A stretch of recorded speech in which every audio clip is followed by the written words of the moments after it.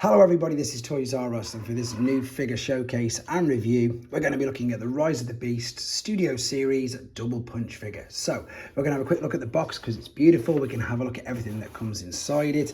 We're going to have a detailed look at the figure in both of his modes to help you decide how you want to display him. We are of course going to do a comparison with his original mold mate Scorponok, and then again, just for a bit of fun, maybe just to educate people who didn't know, we're going to do a comparison with his original Generation 1 self as well. So as I start to move all of these out of the way, I'd like to remind anybody who's not subscribed to the channel, if let's hit that subscribe button for me now please, because it really will help me out. And also to say a huge thank you to Hasbro for giving me this amazing opportunity to review this figure first.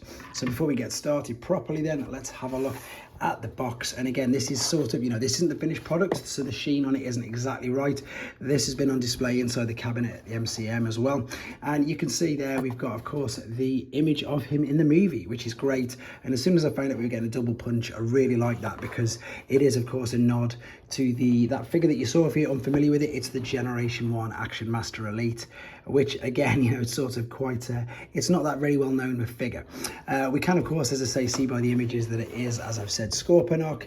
Let's have a look at him then. And to be honest, I think I prefer this deco. I really do, and I don't know why. I just think that it looks perhaps a little more striking, a little bit more standout. The head sculpt you can see there is fantastic. It will of course move up and down on this hinge here. You can also turn the head from left to right. The shoulders, which you can see, are again ball and sockets, so you can take them pretty far up. They do tend to get a little bit hindered if you wanted to go all that way up, but of course with them being ball and socket, again, as long as you dodge all of his limbs, you can just about, you can spin it all the way around if you wanted to. You've got your cut at the shoulder, you've got your bicep flexion. Again, it's a bit like a double bicep flexion. You can see that it will fold over twice, and your fist stroke wrist is again a ball and socket, so that is fully articulate. We have, it's not really a waist rotation, let's be honest, because of course it is attached, but with the fact that the legs are on ball and sockets, you can definitely get the equivalent, which you can see there, which works absolutely fine, especially for posing. They're ball and sockets. You can kick them all the way forward, kick them all the way back, take them out to the side. The knee will bend, no problem whatsoever. And again, you've got ball and sockets for the feet, so you've got ankle tilt, rock, toe tap, plantar flexion, whichever terminology and word you want to use for it. And we've also got the accessory, which doubles up as a tail, which you can attach there, and of course as a handheld one, which I'm going to show you in the final part. But as far as first impressions go, guys, that's all for that. We're going to come right back. He's going to be in his alternate mode. So here he is in his alternate mode, and again, apologies, no transformation process on this video, but what I have done is I've uploaded it separately, but it's also exactly the same, as I already mentioned, as the previous use of the mold. But like I said in the first part, again, I think this color scheme just works so much better for the figure. I mean, look at the way that the Predacon logo just shines there right inside the middle. It's lovely looking.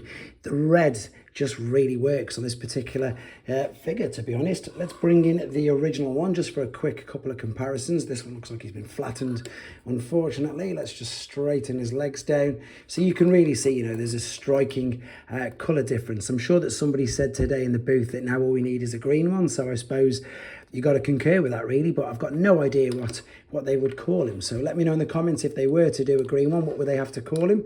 I'm not too sure. But yeah, you can see the differences in them. It is just exactly that. It is just your paint apps. Everything else is looking exactly the same. Logos in the same place. Yeah, this stinger at the top, let me just move this out of the way. That looks nice and sharp. It isn't, for any worried parents, it's not sharp at all. Neither are any of the claws. And again, I suppose the articulation on this thing is crazy, because you've got 2 points here. You've got 1, 2 there, and a hinge. You can't do anything with this sort of spike. There is articulation of what you could call knees or maybe legs on here as well. You can bring these up if you wanted to as well, but it is better with them out. You can see where the hinges are, where these are going to move. And no, not there either. I just wanted to make sure, but there is more of a hinge there. The head is articulated on the neck. It's also on a ball and socket as well, so you can rotate and twist this around. The back legs are the most articulated, with the fact that you can move this around, swivel it, and I suppose you can sort of, if you wanted to, just tilt it away ever so slightly, just to give you even more of a dynamic angle, but you wouldn't really really need to, because again, these are the same as his robot feet, so they are multi-planar. You can put them in any direction that you want to. The front claws, again, you've got a hinge there, and a hinge there on a ball and socket. So again, incredibly excuse me, incredibly articulate. And as I said, for a bit of fun, this was his Generation 1 incarnation. So imagine if they'd have done one with a colour scheme like this. Perhaps that could be a Generation Select version, but there you go. That is original Double Punch, and that is the latest version there. There's not much, in fact, I can do this quickly. And I will be doing Ape Link as well soon as well, but he's still sealed in a box, so I'll do that I suppose a big amalgamation thing of that when I get them all together. But that's probably what I'm going to be showing you just for now with these. And I'm going to come back for the final time with him in his robot mode. And again, we'll do some more comparisons. So we're back for the final time with him in his robot mode, and this is definitely how I would be displaying him, because I just think it looks really, really good, like I said in the first part of the video. So we've done all the articulation on him. There's a couple of things that you can do with his tail. Now, the first and most obvious, if you wanted to, is you can attach it right back and sort of fold it up either out of the way or have it down like so. To be honest, I don't think it looks too detrimental. It just, of course, depends on your shelf space and if you've actually got any. Again, most people probably haven't, but you can do that if you wanted to. Then what you can also do is this has got its own little hinge, which you can see there. You can fold this forward. There is a cutout on the inside of his forearm where you can then tab this in, and then what you're going to do, you're going to adjust his fingers or his claws or whatever they are, and this will fit into and around this particular piece here. And then the crazy thing about this is it's like a whip. It's brilliant. It just looks so good. But the good thing is that because of obviously the fact he's got big legs and quite a bit of extra legs on the back, that you can really launch or put this really far out, and it doesn't put him off balance at all. It sticks straight out. It's really good for that reason. And as I say, he just completely holds his balance, no problem whatsoever. If I bring in, that might take the focus. What I might do is just fold that up a little bit like so. In fact, it's going to. Let's push that back there.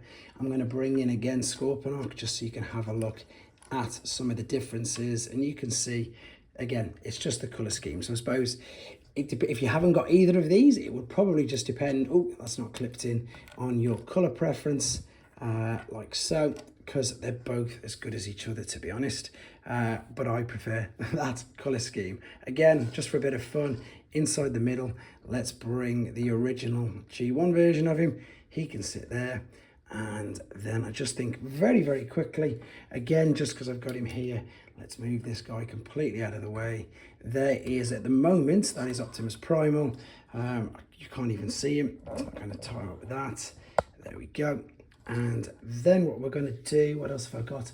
I haven't really got anything else apart from just some more mainline figures. And again, this isn't supposed to scale at all. It's just to give people an idea on the size of it, depending on the figures that they collect. So you've got another you've got another live action movie there, something that's nothing to do with live action at all, and indeed the same as this one. So in fact, he wasn't even going to fit. So he's a nice big deluxe size figure, and that's pretty much all I'm trying to show you there with that. But there you go, guys. This was your quick look at Double Punch. Let me know what you think of it in the comments. As you've already heard from me on numerous occasions, my favourite version with the best colour scheme in my opinion. Let me know what you think. Take care.